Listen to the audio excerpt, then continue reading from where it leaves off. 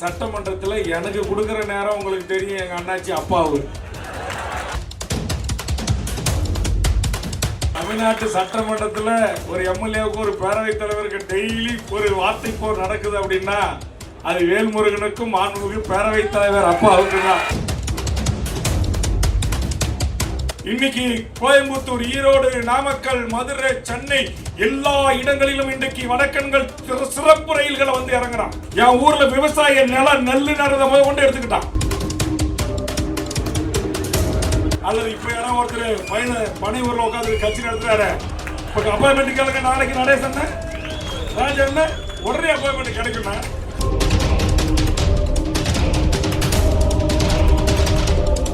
கண்டிப்பாக உங்களுக்காக எனது குரல் ஓங்கி சட்டமன்றத்தில் ஒலிக்கும். நீங்கள் கவலைப்படாதீர்கள் என்று நான் சொன்னேன். அதே மாதிரி சட்டமன்றத்தில் எனக்கு கொடுக்குற நேரம் உங்களுக்கு தெரியும். எங்க அண்ணாச்சி அப்பாவு தமிழ்நாட்டு சட்டமன்றத்தில் ஒரு எம்எல்ஏவுக்கு ஒரு பேரவைத் தலைவருக்கு டெய்லி ஒரு வார்த்தை போர் நடக்குது அப்படின்னா அது வேல்முருகனுக்கும் மாண்புமிகு பேரவைத் தலைவர் அப்பாவுக்கு தான். அவர் கொடுக்கிற 5 நிமிடத்தில், அவர் கொடுக்கிற 7 நிமிடத்தில் உங்களின் வலிகளை, உங்கள் வேதனைகளை நம்முடைய பொதுச் செயலாளர் கம்பம் ராஜன் அவர்கள் சொன்னது போல் எடுத்து வைத்திருக்கிறேன். முதல்வர் உன்னிப்பாக கேட்டுக்கொண்டிருந்தார். இந்த சட்டப்பேரவையில் இருக்கிற அத்தனை அரசியல் கட்சியினுடைய பிரதிகள், சட்டமன்ற கட்சி தலைவர்களுமே உங்களுக்காக குரல் கொடுப்பார்கள், குரல் கொடுக்க வைப்போம் என்பதை மாற்றிக்கொள்கிறேன். ஏன் ஒரு 2 நிமிடம் பேசினதுக்காகவே இந்த சமூகம், இந்த இளைஞர்கள், இந்த மக்கள் இவ்வளவு நன்றியோடு இருக்கிறார்கள்.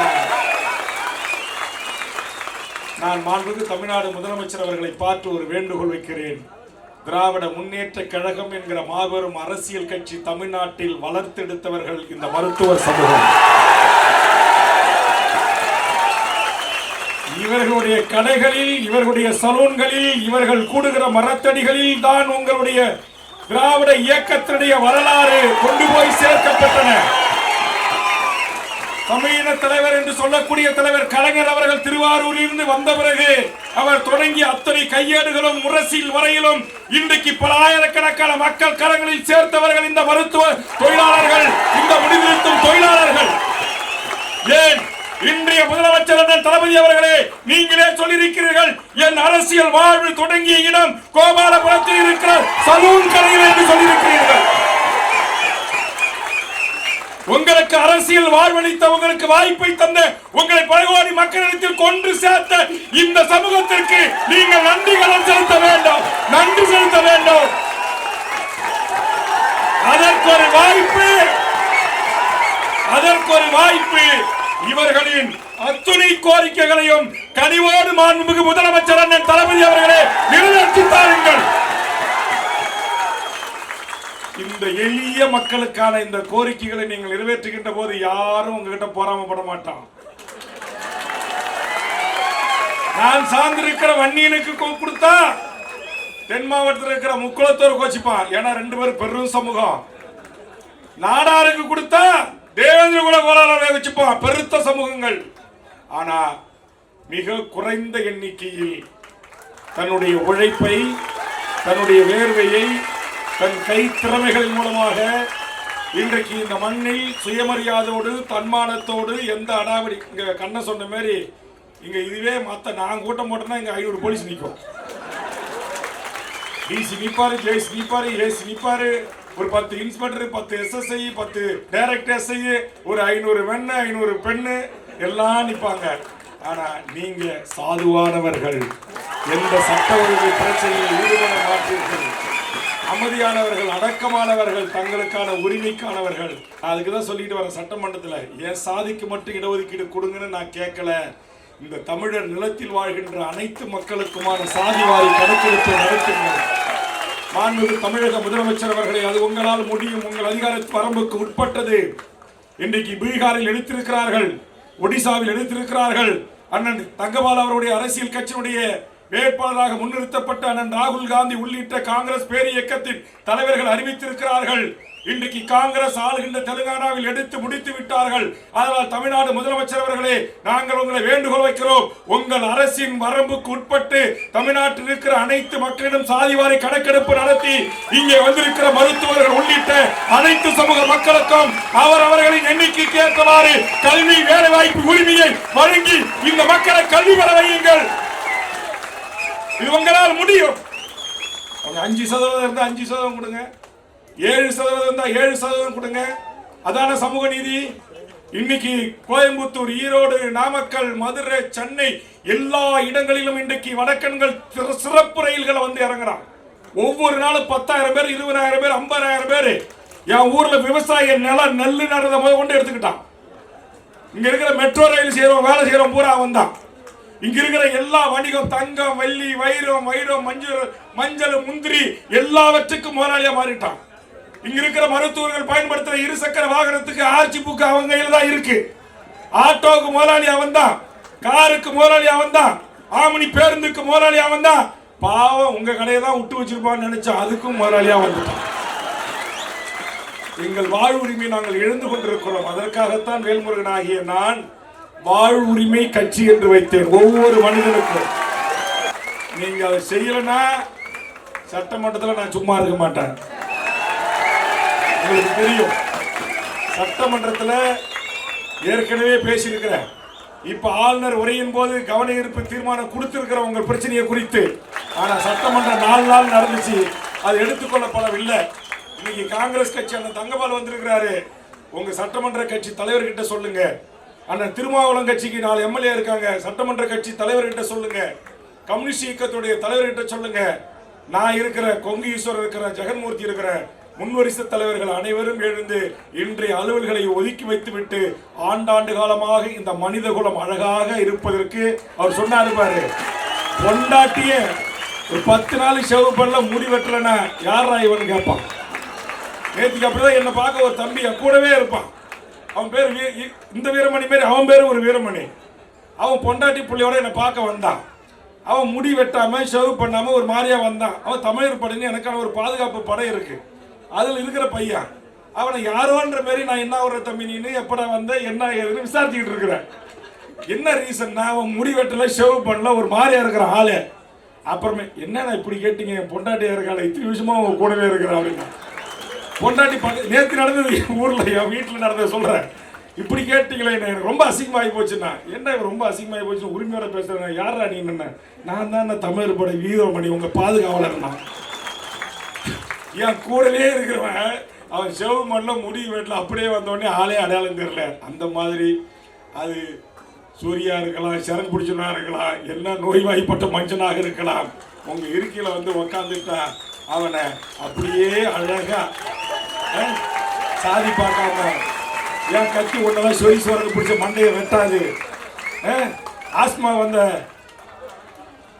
மனிதனுக்கு நான் ஷேவ் பண்ண மாட்டேன், இரும்புறவனுக்கு தும்புறவனுக்கு நான் முடி வெட்ட மாட்டேன் அப்படிலாம் சொல்லாம உங்களுடைய கடமையை செய்யக்கூடியவர்கள். அதான் போய்ச்சலோடைய அந்த வழி நிறைந்த வார்த்தை தெரிஞ்சது. இன்னைக்கு கூட எங்க ஊர்ல அந்த பொங்கல் திருவிழா வரும், எங்களுக்கு முதல் மரியாதை. நீங்க நினைச்சு பாப்பீங்களா? நான் போய் சொல்ல, இந்த வீரமணி காஸ்மோல தான் ஒர்க் பண்றாரு, கூட்டு கேளுங்க. மயிலாடுதுறைக்காரரு. நான் வந்து 10,000 பேருக்கு பொங்கல் பரிசு கொடுத்தேன். ஒரு 2,000 ரூபாய் மதிப்புள்ள எல்லாருக்குமான முதல் பொங்கல் பரிசு யாருக்கு கொடுத்தோம் என்று சொன்னால் வீரமணிக்குத்தான் கொடுத்தேன். காரணம், அவர் மருத்துவர் குலத்திலிருந்து வந்தார். இது பொய்யா இல்லைன்னு நீங்க நினைத்து கேட்டு 10,000 பேர் எனக்காக கட்சிக்காக கொடி பிடிச்சவங்க, கேஸ் போனவங்க, கொலை கேஸ் வாங்கணும், கொலை முடிச்சு வாங்கணும், என்எல்சியில போராட்ட வழக்கு வாங்கணும், ஹைட்ரோ கால் எல்லாம் வரிசை கட்டி நிற்கிறான். நான் அழைத்தது முதலில் அந்த மருத்துவர் குலத்தில் தோன்றிய வீரமணியை அழைத்து என்னுடைய 10 அவங்க பொண்டாட்டிக்கு, அது ஒரு குடும்பத்துக்கு, அவர் ஒரு ஆள் தான் எனக்கு வராரு.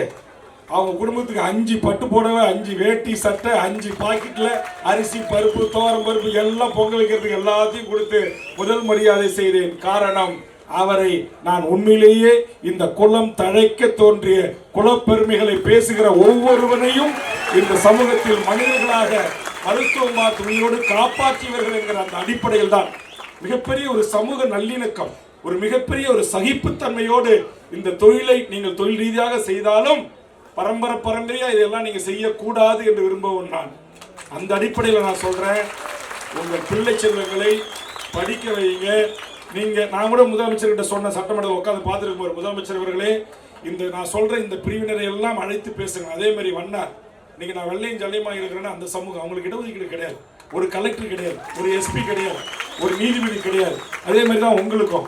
அப்ப நான் சொன்னேன், நீங்க எல்லாரும் இந்த மருத்துவர்களையும், இந்த வண்ணார் சமூகத்துடைய பிரதிகளையும், போயர் சமூகத்துடைய பிரதிகளையும், இன்னைக்கு அழகான மண்பாண்டம் செய்யக்கூடிய அந்த கலை தொழிலை கற்றுணர்ந்த நம் தமிழ் சமூகமாக இருக்கிற குயவர் சமூகம், போயர் சமூகம் போன்ற, ஒற்றர் சமூகம் போன்ற இந்த தமிழ் சமூகங்களினுடைய தலைவர்களை அழைத்து அவர்களோடு பேச்சுவார்த்தை நடத்தி அவர்களை எஸ்சி பெற்று சேரன்னு சொன்னாலும் பரவாயில்ல, அல்லது அவர்களுக்கென்று தனித்த ஒரு பிரிவை உருவாக்கி அவர்களுக்கான கல்வி வேலைவாய்ப்பு உரிமையை கொடுப்பதற்குரிய நடவடிக்கைகளை நீங்கள் எடுக்க வேண்டும் என்று நான் சொன்னேன்.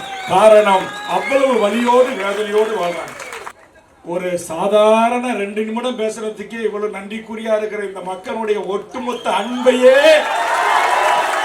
இந்த ஒட்டுமொத்த குடும்பத்தின் அன்பையும் வாரிசுகளின் அன்பையும் பெறக்கூடியவனாக சட்டமன்றத்தில் தொடர்ந்து சக சட்டப்பேரவை உறுப்பினர்களோடு சேர்ந்து ஒரு லாபியை செய்து இந்த உரிமை உங்களுக்கு கிடைக்கின்ற வரையில், இந்த உரிமை உங்களுக்கு அரசு அறிவிக்கின்ற வரையில் உங்களோடு தோளோடு தோள் துணிப்பேன். கவலைப்படாதீர்கள், உங்கள் போராட்டம் வெற்றி பெறும், நீங்கள் வெற்றி பெறுவீர்கள், உங்களோடு நான் இருக்கிறேன். தெரிந்தோ தெரியாமலே நான் பெரும்பான்மை சாதி பேச மாட்டேன். தமிழ்நாட்டின் பெருத்த சமூகமான வேல்முருகனும் அண்ணன் திருமாவளவன் போன்றவர்களும் உங்களோடு நாங்கள் இருக்கிறோம். உங்கள் மீது எவன் கை வைத்தாலும் அதற்காக முதல் வந்து கேட்கக்கூடியவர்களாக இருப்போம். அது இயற்கையா அமைஞ்சதா செயற்கையா அமைஞ்சதா தெரியல. விஎன் கண்ணனை என் சொந்தக்காரன், பொன்குமார் என் சொந்தக்காரன், வேல்முருகன் 3 பேரும் ஒரே ஆள் உங்ககிட்ட வந்து நிற்கிறோம். ஏன் நீங்கள் எப்படி அன்பானவர்களோ அதே மாதிரி நாங்களும் உங்களுக்காக பழகிட்டா, பாசம் செலுத்திட்டா, உயிரை கொடுக்கக்கூடியவர்கள் வம்சத்தில் பிறந்தவர்கள். எந்த எதிர்பார்ப்பும் இல்லாமல் உங்களோடு கைகோர்த்து உங்கள் நியாயமான கோரிக்கைகள் வெற்றி பெறுவதற்கு தோளோடு தோள் நின்று போராடுவேன். வருகின்ற பட்ஜெட் கூட்டத்தொடரில் இந்த 6 அம்ச கோரிக்கைகளும் கண்டிப்பாக சட்டப்பேரவையில் ஒலிக்கும். உங்கள் உரிமை கண்டிப்பாக கிடைக்கும்.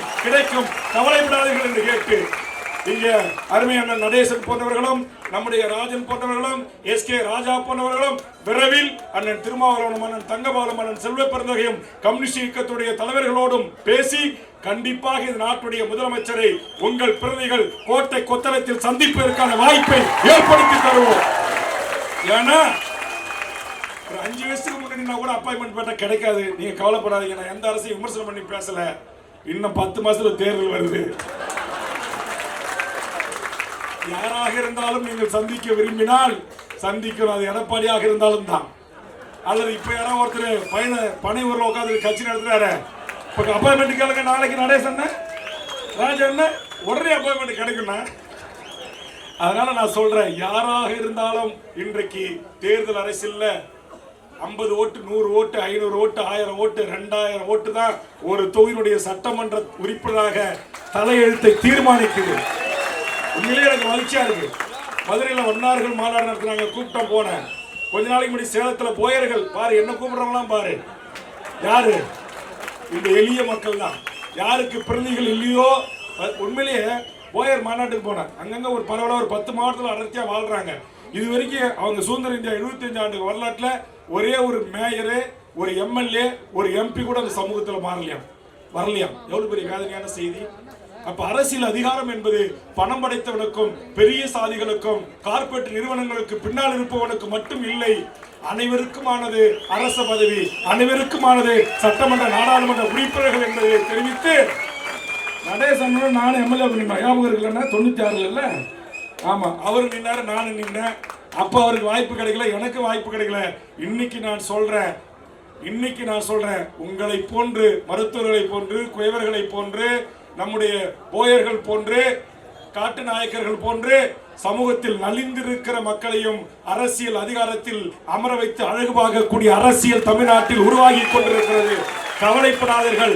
அரசியல் அதிகாரத்தையும் பெற வேண்டும், உமக்கான இடஒதுக்கீட்டு உரிமையும் பெற வேண்டும். இந்த சமூகத்தின் எதிர்கால வாழ்க்கைக்கு, எதிர்கால பிள்ளை செல்வங்களின் கல்வி, வேலைவாய்ப்பு உரிமைக்குரிய அரசியலை செய்வோம் என்பதை நேரத்திலே தெரிவித்து, நிச்சயம் உங்கள் கோரிக்கை நிறைவேறும் வரையில் உங்களோடு இருப்பேன் என்று உறுதியளித்து விடைபெறுகிறேன். நன்றி, வணக்கம்.